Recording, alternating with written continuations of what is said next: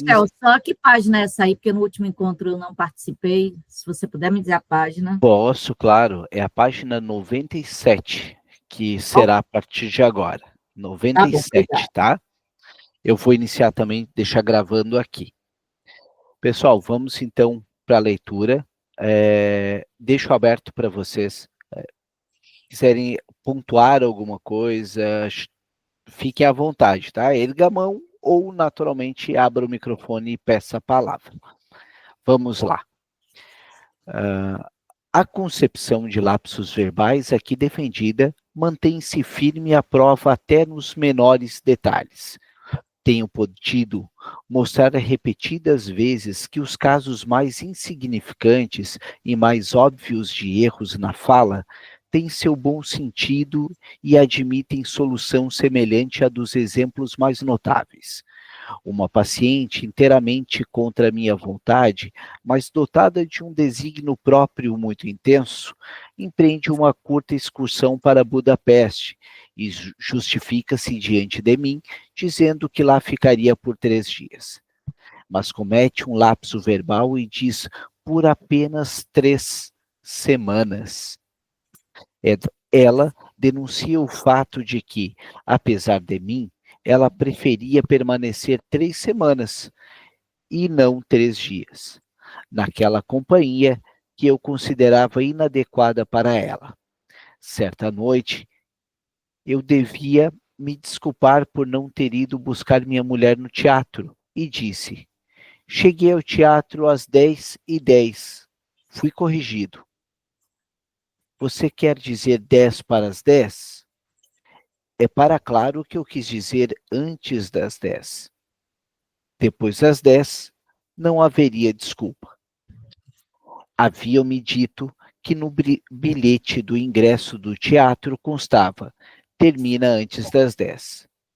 Quando cheguei ao teatro, encontrei o vestíbulo apagado e o teatro vazio. A apresentação tinha justamente terminado mais cedo e minha mulher não esperou por mim. Quando olhei para o relógio, faltavam ainda 5 minutos para as 10. No entanto, decidi apresentar em casa a minha situação de maneira mais favorável e dizer que ainda faltavam 10 minutos para as 10. Infelizmente, o lapso verbal arruinou minha intenção e expôs minha insinceridade, fazendo-me confessar mais do que havia para ser confessado. Aí eu entro de novo naquilo que o Freud falava, né? Vamos no padre, falamos do que sabemos. Vamos no psicanalista, falamos do que não sabemos. Isso nos leva daqui para frente, aquelas perturbações na fala que não mais são descritas como lapsos verbais, porque não afetam a palavra isolada, mas o ritmo e a realização da fala inteira, como o balbucio e o gaguejo cuja causa é o embaraço. Mas tanto aqui quanto lá, é o conflito interno que nos é denunciado pela perturbação da fala. Eu realmente não acredito que alguém cometesse lapsos verbais na audiência com Sua Majestade, em uma declaração de amor feita com seriedade. Em uma fala em defesa da honra e do nome diante de um júri, em suma, em todos os casos nos quais se está por inteiro, assim como dizemos ao caracterizá-los, até mesmo na apreciação do estilo com que um autor escreve. Temos o direito e estamos habituados a usar o mesmo princípio explicativo que nos é indispensável para rastrear a gênese de qualquer um dos erros de fala. Uma maneira de escrever clara e inequívoca nos ensina que o autor, no caso, está de acordo consigo mesmo e quando encontramos uma expressão forçada e retorcida que, como se diz tão acertadamente, aponta para mais de um alvo, aí podemos reconhecer a presença de um pensamento não suficientemente elaborado, que tudo complica, ou escutar a voz sufocada da autocrítica do autor. O que é bem concebido se anuncia claramente, e as palavras para dizê-lo chegam facilmente. Boile, arte poética, né? Traduzindo aqui. Pessoal, até aqui esse ponto, alguma observação, alguma colocação, alguma dúvida? Não? Então eu sigo mais um pouquinho. Desde a primeira publicação deste livro, amigos e colegas de língua estrangeira começaram a voltar sua atenção para os lapsos verbais que puderam observar nos países de sua língua. Como era de se esperar, descobriram que as leis do ato falho são independentes do material da língua e se propuseram as mesmas interpretações ilustradas aqui com exemplos de pessoas falantes da língua alemã. Incluo apenas um exemplo em vez dos muitos outros. O Dr. A. Brill, caso vocês não conheçam, o A. Brill, ele é o tradutor do Freud, o primeiro, nos Estados Unidos, tá? Ele é o equivalente ao Strachey, mas no caso lá nos Estados Unidos.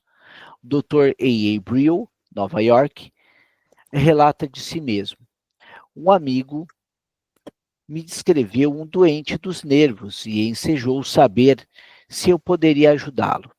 Observei que acreditava que, com o tempo, poderia remover todos os seus sintomas pela psicanálise, porque se tratava de um caso durable, querendo dizer curável, curable. Texto original em inglês: A friend described to me a nervous patient and wished to know whether I could benefit him. I remake it. I believe that in time I could remove all his symptoms by psychoanalysis because it is durable, because we shouldn't to say curable. Ok. Voltando. Cadê o 44? Uma contribuição para a psicopatologia de todos os dias, de edição 3, 1909. Para concluir, para aqueles leitores que não se intimidam em fazer certo esforço e para aqueles que não desconhecem a psicanálise, quero incluir um exemplo a partir do qual se pode ver a que nível de profundeza da alma pode conduzir a investigação de um lapso verbal. O Dr. Z. Jekyll relata: em 11 de dezembro, fui interpelado em polonês. Cadê? Só voltando aqui, pessoal.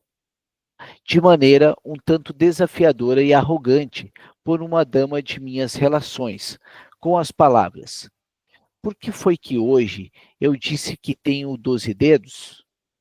A meu pedido, ela reproduz então a cena em que havia ocorrido a observação. Ela tinha se preparado para sair com a filha para fazer uma visita e pediu à sua filha que se encontrasse em remissão de uma demência precoce, para trocar a blusa, o que ela fez no quarto ao lado. Quando a filha voltou, ela encontrou a mãe ocupada limpando as unhas. Então, desenvolveu-se a seguinte conversa: filha, está vendo? Eu já estou pronta, e você, não? Mãe, mas você só tem uma blusa e eu 12 unhas. O quê? A mãe impaciente: ora, naturalmente, pois tenho 12 dedos. A pergunta de um colega que ouvia comigo essa narrativa, o que lhe ocorria em relação a 12, ela respondeu de maneira igualmente rápida e decidida: 12 não é para mim nenhuma data. importante. Para dedo, ela forneceu a associação depois de uma leve hesitação. Na família do meu marido, houve quem nascesse com 6 dedos nos pés. Em polonês, não há uma expressão própria para dedo nos pés. Quando nossos filhos vieram ao mundo, foram imediatamente examinados para ver se eles não tinham 6 dedos. Por motivos externos, não se prosseguiu na análise nessa noite. Na manhã seguinte, 12 de dezembro, a dama me visita e me conta visivelmente agitada. Imagine só o que me aconteceu há cerca de 20 anos. Eu felicito o velho tio do meu marido por seu aniversário, que cai no dia de hoje. E sempre lhe escrevo uma carta no dia 11. E dessa vez eu esqueci e tive que lhe enviar um telegrama. Lembrei-me a dama com decididamente. Ela havia descartado na noite anterior a pergunta do colega sobre o número 12, que na realidade era muito adequada para lhe evocar a lembrança do aniversário, com a observação de que o 12 não era para ela nenhuma data importante. Então ela admite que esse tio de seu marido era um endinheirado, com cuja herança ela, na verdade, sempre tinha contado, especialmente na situação de preocupação financeira pela qual estava passando agora. Então, tinha sido ele, ou melhor, a morte dele, que lhe ocorreu de imediato uns dias antes, quando uma conhecida profetizou pelas cartas de que ela receberia muito dinheiro, e ele passou pela cabeça imediatamente em que o tio era o único de quem ela e seus filhos poderiam conseguir dinheiro. E ela também se lembrou dessa mesma cena instantaneamente, que a mulher desse tio já havia prometido dotar suas filhas em seu testamento. Mas agora ela morreu sem deixar testamento. Talvez ela tenha deixado essas incumbências ao marido. Pessoal, até aqui, alguma consideração? O que vocês estão achando? Algum insight? Alguma relação com a clínica? O que vocês têm a compartilhar? Alguém quer pontuar algo? É algo bem descritivo, né? É evidente que o desejo de morte contra o tio deve ter surgido com muita intensidade, porque ela tinha dito à dama que profetizou: a senhora induz as pessoas a matarem outras. Desses 4 ou 5 dias transcorridos entre a profecia e o aniversário do tio, ela ficou procurando continuamente no obituário dos jornais do lugar em que o tio residia a notícia de sua morte. Não surpreende, portanto, tendo em vista um desejo tão intenso pela morte dele, que o fato e a data de aniversário que ele estava prestes a festejar fossem tão intensamente reprimidos, a ponto não só de fazê-los crescer um desígnio executado durante anos, mas também de fazer com que nem sequer a pergunta do colega conseguisse trazê-lo à sua consciência. No lapso, 12 dedos, o reprimido 12 veio à tona e ajudou a determinar o ato falho. Penso que ajudou a determinar porque a notável associação com dedos permite-nos vislumbrar ainda outras motivações. Ela também nos explica porque o 12 falseou exatamente a expressão tão inocente dos 10 dedos. A ocorrência tinha sido na família do meu marido. Houve quem nascesse com 6 dedos nos pés. 6 dedos nos pés são marca de uma certa anomalia. Portanto, 6 dedos, um filho anormal. E 12 dedos, 2 filhos anormais. E, de fato, esse era o caso. Essa senhora, casada muito jovem, recebeu como única herança de seu marido, considerado sempre um homem excêntrico e anormal, que tirou a própria vida pouco tempo depois de casados, 2 filhas que os médicos repetidamente definiam como anormais e afetadas com grave carga hereditária pelo lado paterno. Pouco tempo antes, a filha mais velha retornou para casa depois de um grave ataque de catatonia. Logo depois, a mais nova, agora na puberdade, também adoeceu de uma neurose grave. O fato de a anomalia das filhas vincular-se, nesse caso, ao desejo de morte contra o tio e se condensar com esse elemento muito intensamente reprimido e de valor psíquico maior, permite-nos supor a existência de um segundo determinante para o lapso verbal, ou seja, o desejo de morte contra as filhas anormais. Mas o significado predominante do 12, como desejo de morte, é iluminado pelo fato de que, na representação da narradora, o aniversário do tio estava muito intimamente associado com o conceito de morte, pois o seu marido havia se suicidado no dia 13, portanto, um dia depois do aniversário do mesmo tio, cuja mulher tinha dito à jovem viúva: ontem ele estava felicitando tão cordialmente e amável, e hoje, além disso, ainda quero acrescentar que a dama tinha motivos suficientemente reais para desejar a morte de suas filhas, que não lhe davam nenhuma alegria, apenas tristeza e graves restrições à sua autonomia. E por amor a elas, ele tinha renunciado a toda e qualquer felicidade no amor. Aqui, pessoal, eu trago e enfatizo aqui para vocês aquele conceito lacaniano do amor-ódio, né? Até postei no grupo lá um detalhe sobre esse conceito de amor-ódio, não sei se vocês viram, mas era o Jorge Cesarino, onde ele dizia: eu te amo é uma ameaça, né? Porque quando a gente está dizendo eu te amo, está dizendo o seguinte: a partir de agora estou te vigiando, a partir de agora estou cuidando de você. Ana, por favor. Pegando esse conceito que você traz aí do amor-ódio, é muito interessante que, assim, existe uma questão de culpabilidade, tanto quando se trata de pai, quando se trata de filhos, quando você percebe que em algum momento você desejou o mal ao outro. Isso gera um movimento de culpa muito grande, né? Então, para essa mãe, por mais que tivesse a questão das dificuldades com a filha e tudo, existe todo um contexto cultural e social de que mãe, né, a mãe, acima de tudo, tem que zelar e proteger os seus filhos. Então, se essa mãe falha nesse processo do zelo e proteção dos filhos, então, ela falhou, ela errou. Então, isso gera um sentimento de culpa. Do mesmo jeito, existe o inverso. Filho tem que honrar e amar os pais, mesmo que esses pais não sejam bons para você, só não se diz isso no final da frase, né? É até um mandamento bíblico: honra, né, teu pai e tua mãe.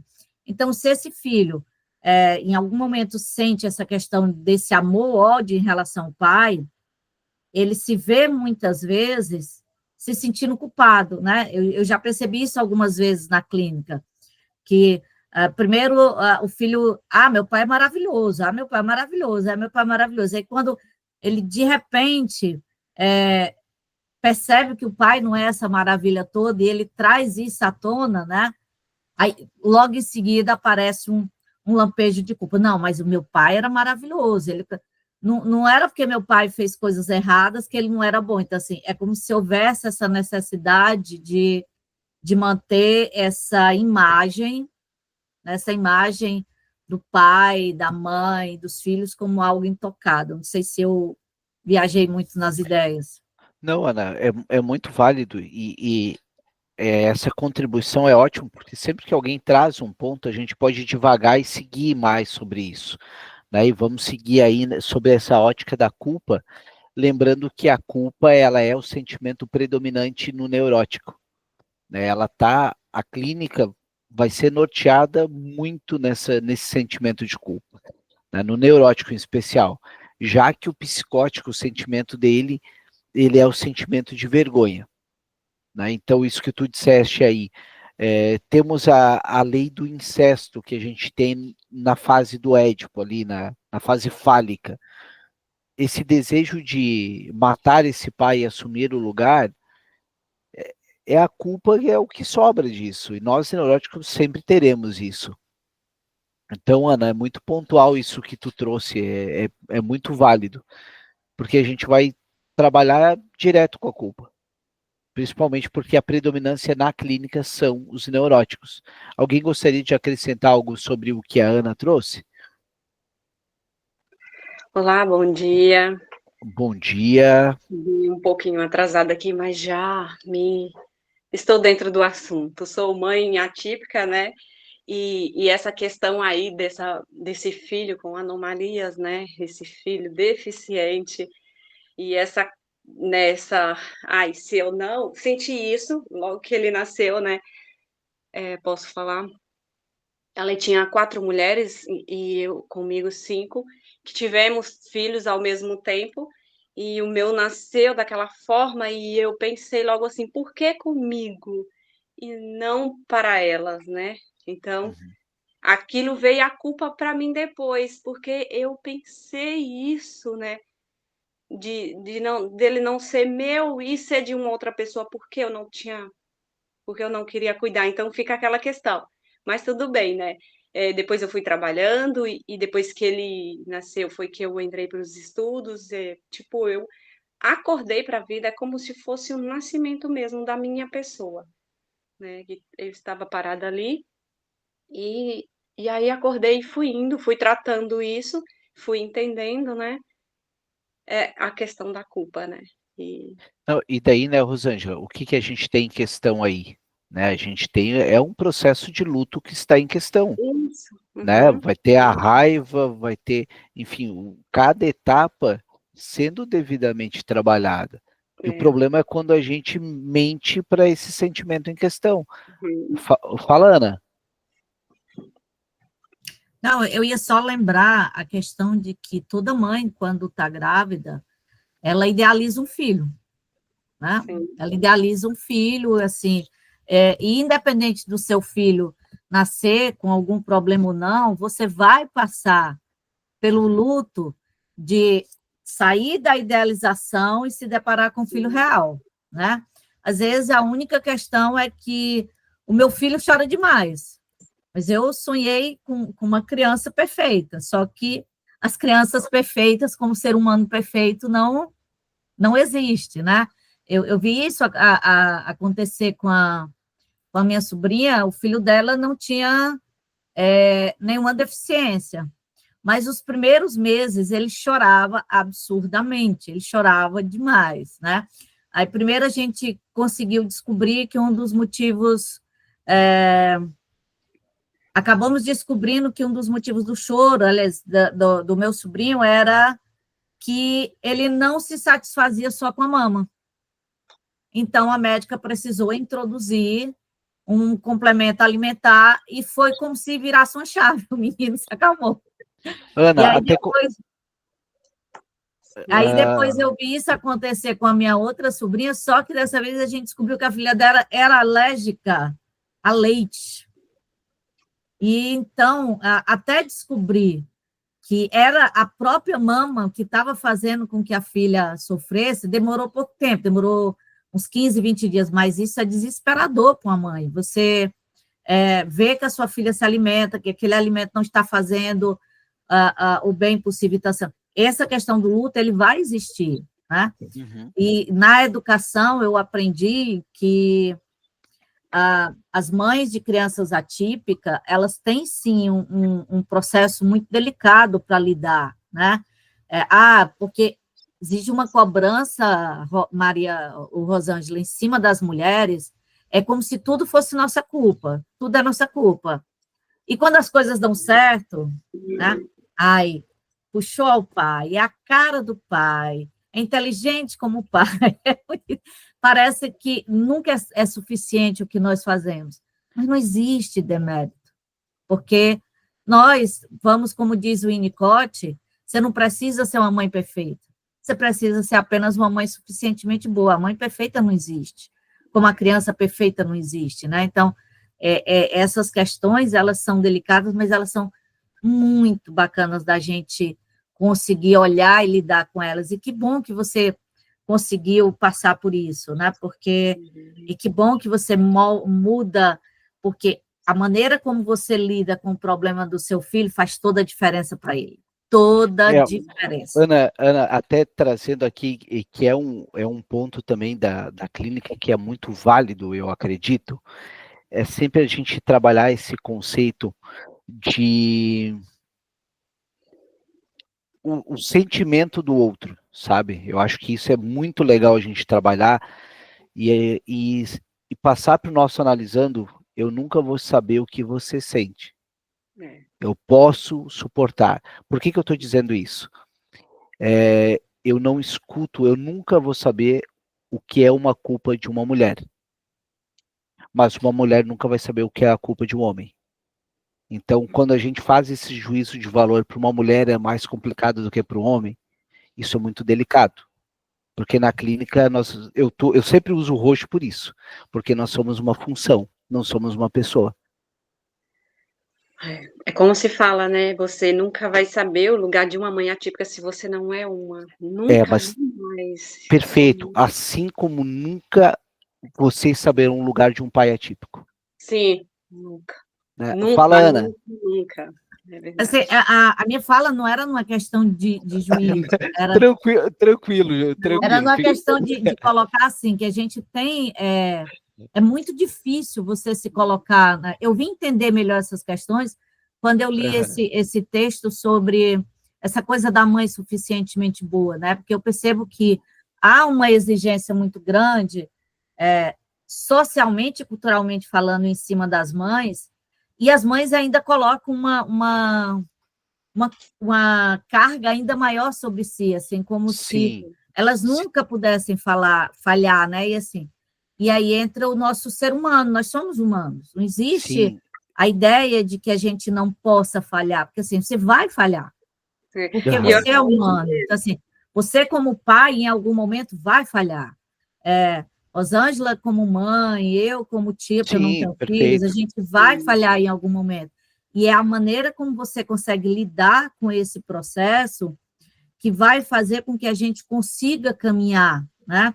Então, eu até brinco que eu digo assim, gente, eu queria muito, na época em que eu estava na escola, atendendo muitos pais e mães, ter o olhar que eu tenho hoje para algumas questões, ter o entendimento que eu tenho hoje para algumas questões, porque, assim, eu sempre procurava acolher essas demandas, mas era uma acolhida de empatia, era uma acolhida de uma educadora que se sensibiliza com a dor daquela mãe, uma educadora que se sensibiliza com o sofrimento daquela mãe, mas eu não tinha elementos para entender a profundidade daquele sentimento e nem como dar uma orientação mais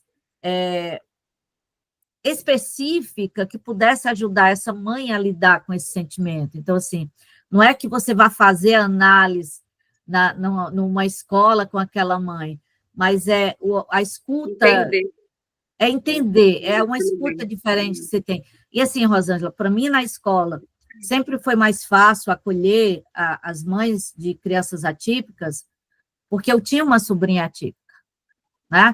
Então, eu vi como foi para o meu irmão, para a minha cunhada, a luta com aquele processo, e a minha sobrinha, como era mais velha do que eu, ela nasceu numa época em que as crianças não, com dificuldade, com problemas que nasciam com alguma deficiência, elas não eram aceitas em escolas. E aí, muitas vezes, eu olhava para minha sobrinha e dizia assim, cara, que desperdício ela não ter passado por uma escola, porque ela tem tantas qualidades, ela tem tantas habilidades que poderiam ter sido desenvolvidos no ambiente escolar. Então, assim, eu não tinha o olhar da mãe, eu tinha o olhar da tia, né? Que, de alguma forma, fazia diferença no lidar, porque não era uma pessoa que nunca teve que lidar com essas questões, porque...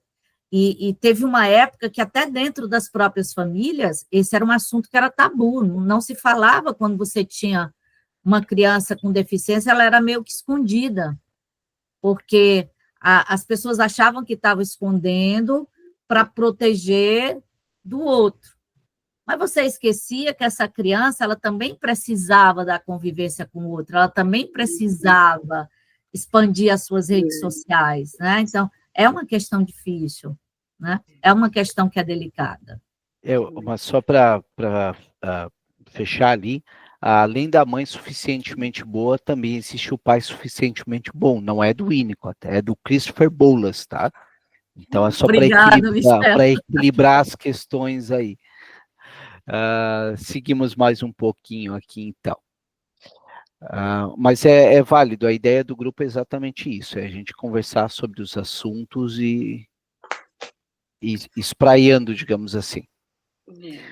Tá? Ó, também dessa vez, ela fez um esforço extraordinário para evitar qualquer ocasião para aborrecimento da filha, com a qual ela ia fazer uma visita, e bem se pode imaginar que dispêndio de paciência e abnegação são exigidas na demência precoce, e quantos impulsos de raiva precisam ser reprimidos aí. Pessoal, só abrindo um parêntese aqui, porque eu acho válido. Uma das coisas que a gente tem a observar na clínica é sempre sobre a questão de objetos totais e parciais. O que eu quero dizer com isso? Observem muito o quanto a pessoa consegue. É muito comum movimentos pendulares, ou uma pessoa é totalmente ruim ou ela é totalmente boa. O meu pai é totalmente ruim, como a Ana falou, totalmente ruim ou totalmente bom. Um filho é totalmente ruim ou totalmente bom, né? Então, quanto mais discrepante esses pontos, mais a pessoa não consegue ver um objeto total em questão.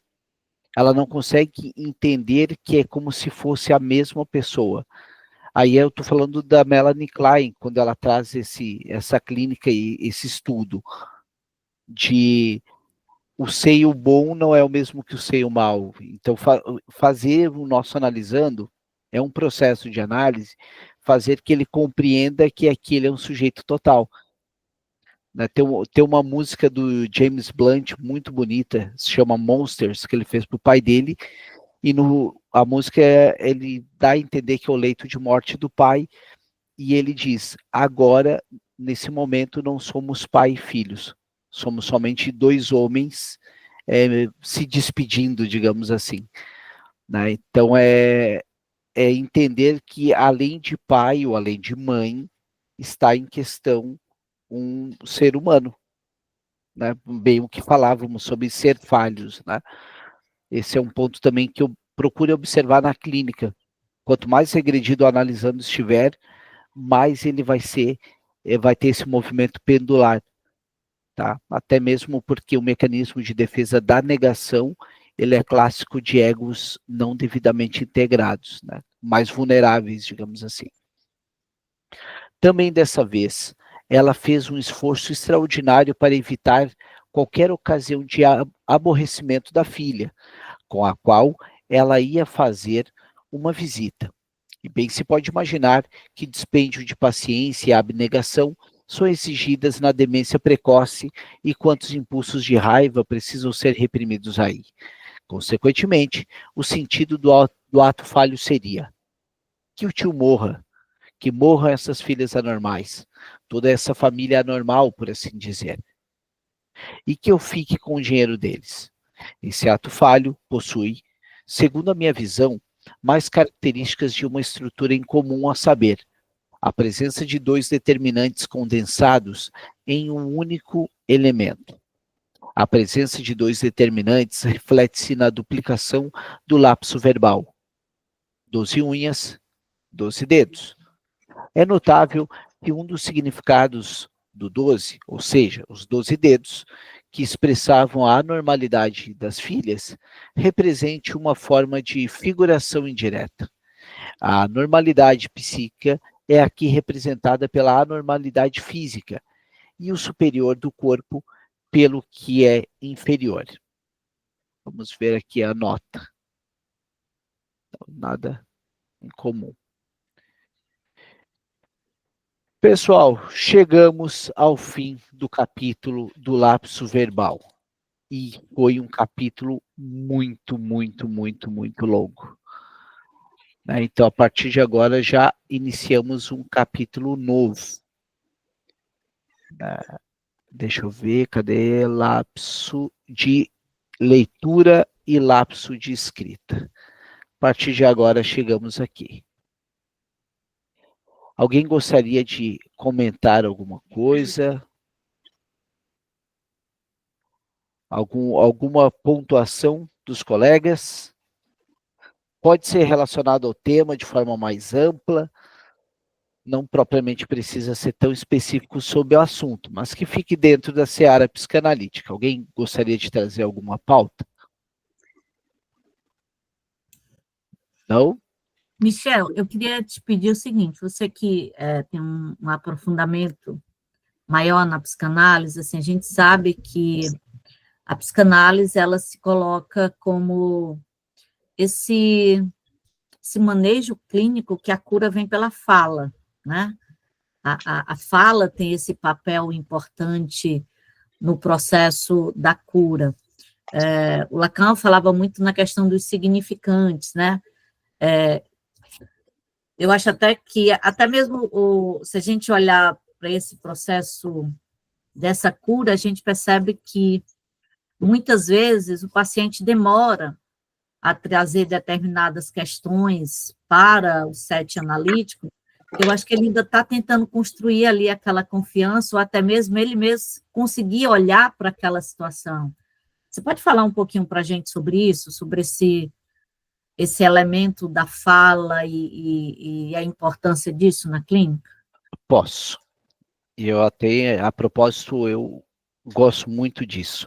Ana, embora a tua xará, Ana O, falava muito do talk and cure, né, da cura pela fala, quando a gente cai na linha do Lacan, a gente fala muito sobre, e eu gosto dessa linha, que é polêmico, mas é psicanálise.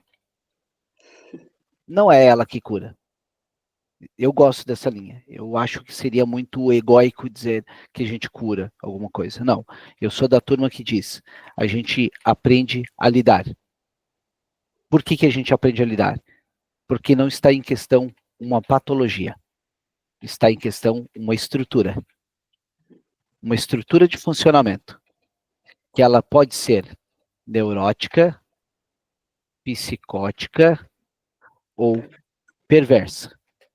Nota que não são patologias, são estruturas. Forma como o sujeito se adapta ao mundo. Não existe doença? Sim, existe doença. Mas quem trata a doença é o médico, o psiquiatra, né? O psicólogo. A gente não escuta a doença.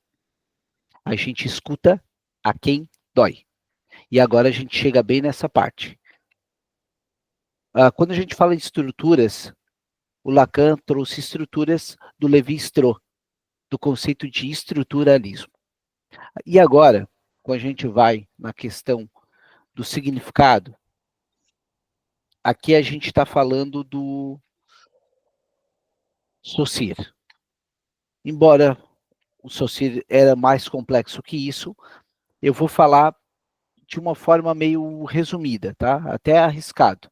Mas, enfim, para o Saussure, digamos que o significado de uma palavra, ela está atrelada ao significante dela. As duas coisas estão grudadas.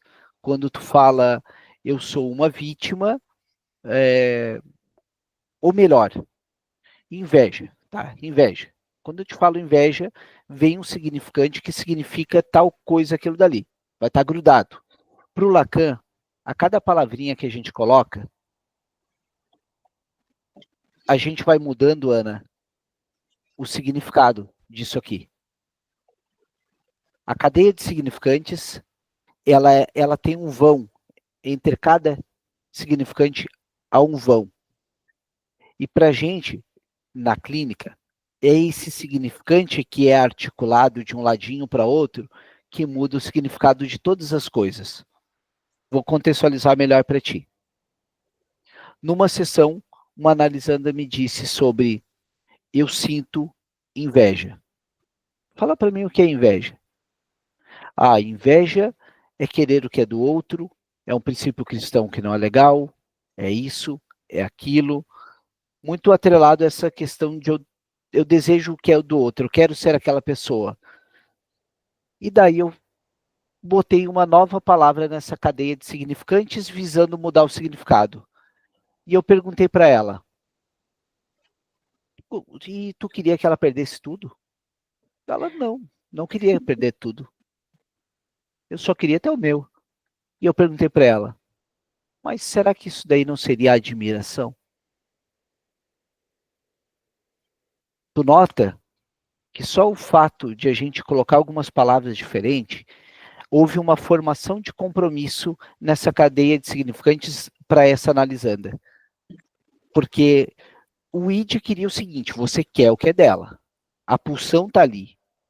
Né? A pulsão que ela é constituída pela energia que é a libido, haja vista que a pulsão ela significa o corpo e o psíquico interagindo entre si, né? O ego é sobretudo corporal, então aquela energia estava ali nesse id.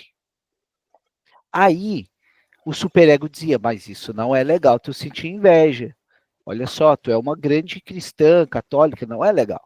Mas no momento que a gente fala de admiração, de uma questão elogiosa, eu não quero que ela perca nada, o superego pega e diz, opa, os princípios cristãos estão em ordem.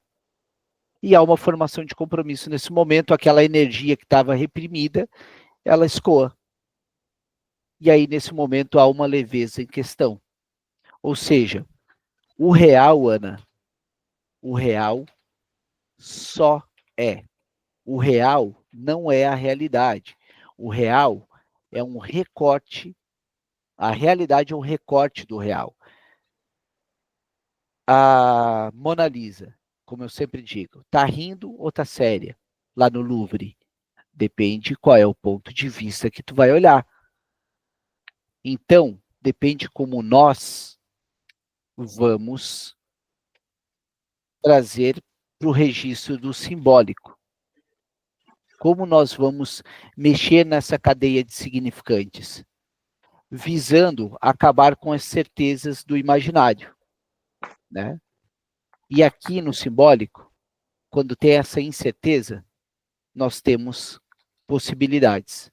Possibilidades de saber que eu não sou só uma vítima, eu não sou só um significante, mas quando eu vou mudando essa cadeia de significados, de significantes, o significado vai mudando.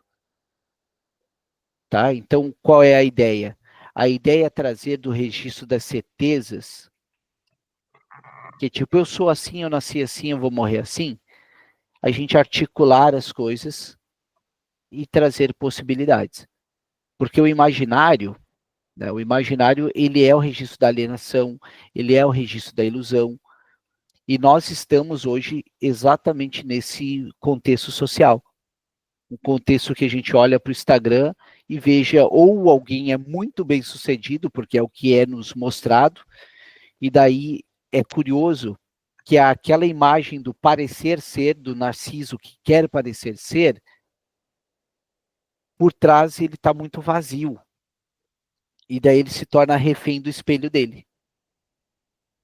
Né? Ou seja, procura se adaptar tanto ao social, dando vez ao falso self dele. E o que é saúde? Agora eu vou buscar o Winnicott para contextualizar. O que é saúde? É autenticidade. É o sujeito poder ser ele. E como ele pode ser ele? É sair desse registro das generalizações e vir para as possibilidades das incertezas que o simbólico propicia. Conseguiu ajudar um pouco ou complicar mais? Não, foi muito, muito pertinente, assim. Eu estou começando agora algumas questões, para breves entendimentos, para tentar entender Lacan. E eu gosto dessa sua percepção, dessa percepção que você traz, porque, assim, ontem eu ouvi uma coisa no colóquio, que teve um psicanalista, que ele fez uma apresentação de um trabalho dele, que ele pegou 3 personagens mulheres, Antígona, a Eunice, do Ainda Estou Aqui, e uma paciente chamada Renata, né? E aí essa paciente estava num casamento, esse nome é fictício, claro, evidente. estava num casamento totalmente falido. Primeiro que ela casou com ele já viúva e casou por pressão social, não porque ela quisesse casar. E aí ele dizia assim, olha, no começo das sessões, ela se referia ao marido como senhor X, deixando muito claro essa questão da posição de subserviência. E ao longo da sessão, quando ela foi se encontrando, quando ela foi se reconectando com ela mesma, ele deixou de ser o senhor X e passou a ser apenas o X. E ela foi trazendo elementos aonde, mesmo ela ainda não se sentindo autorizada a uma separação, que era a fala inicial dela, mas ela foi se descobrindo, ela foi percebendo que ela também tinha uma importância dentro daquela estrutura, né? Dentro daquele casamento. Então, eu achei muito interessante quando ele colocou isso. E é por isso e aí eu disse assim, ó, não é essa coisa da cura, mas é você se ganhar trazer novos significados para o processo da sua vida, você se entender nesse contexto, é você se perceber quem é. Então, assim, obrigada, Michel, me ajudou muito a entender mais isso. De nada, Ana, mas eu acho que eu posso complementar um pouquinho mais, trazendo o Winnicott. A deixar uma coisa clara aqui, a forma que eu faço clínica é uma forma que é condensada entre 4 autores, entre o Ferenczi, o Lacan, o Winnicott e o Freud. Então, às vezes eu estou transitando entre um e o outro, entre o Lacan e o Winnicott com muita frequência.